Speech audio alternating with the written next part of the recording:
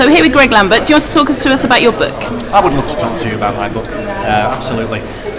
Thank you for BritWresChat, by the way, first of all, for interviewing me, and always nice to talk to the great wrestling fans who might actually buy my book, so, you know, we'll start the charm offensive now as we mean to go on.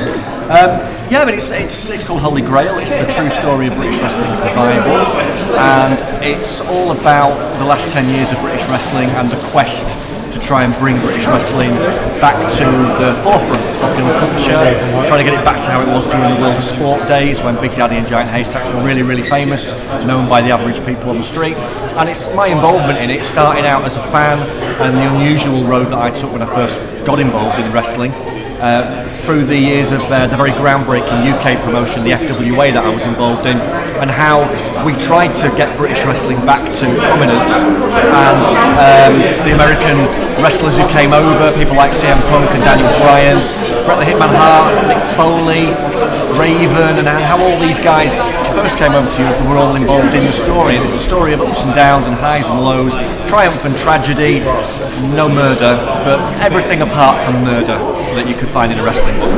So you're doing a sequel at the moment as well? Yes. And do you see the scene starting a resurgence as such? Do you see a massive difference now than how it was back in the FWA days? Definitely. I mean, the wrestling talent now has a lot more depth. Everybody not only has great talent inside the ring, but people that look good, they got better bodies, and that's really important when it comes to, if you're going to go on to wrestle for any of the big televised companies like TNA or WWE, you need to look good for television, so that is really important. And also your ring gear as well needs to stand out and look different. You don't have to look now with the fact that this weekend alone, I went to Wembley Arena yesterday to see Impact Wrestling, and there is a good friend of mine from back in the FWA days, Rockstar Spud, in the middle of the Wembley Arena ring with 10,000 screaming fans, and you've got him in the ring with Sting and Kurt Angle and Rob Van Dam and rubbing shoulders with people like that, and that just shows, you know, Marty Scurll there as well. Blossom Twins have done really, really well on British Boot Camp.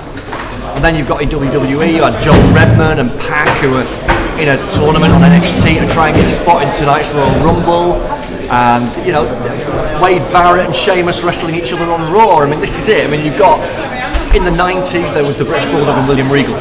Now you've got all these young Brits who are carving a path overseas, and that is inspiring guys like El Ligero and Nathan Cruz and Zack Sabre Jr. and people like that to try and follow in their path. And that is raising the whole of the British wrestling scene. It's meaning more people are coming to shows, the show quality is better, it's more money at the British wrestling scene, and hopefully, as a result of what's been going on in WWE and TNA with the Brits making their way there, we'll get a British wrestling TV show just dedicated to British wrestling. Hopefully that'll happen in 2013, and that is what the sequel will be all about. I'm going to trace it, I'm going to follow it, and I'm going to write a book all about it. Again, for all of you. So going back to the TNA camp, if they were going to do a show next year and make it an annual thing, who would you like to see in next year's British Boot Camp? Who would I like to see in next year's British Boot Camp?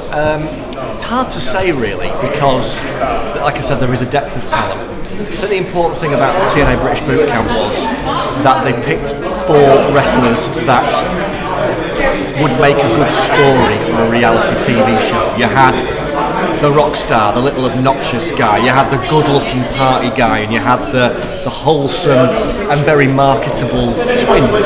And together, they made a really, really good fit as characters. And I think that's part of the reason that TNA picked them. So I would like to see people who not only have great talent picked, but also someone who's got a great character and knows a great real-life story.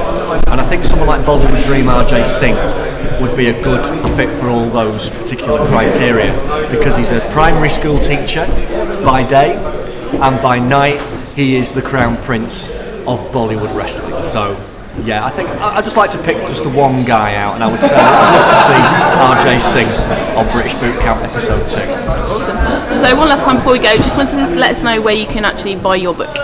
Yes, well, you can buy it today at This Is Progress.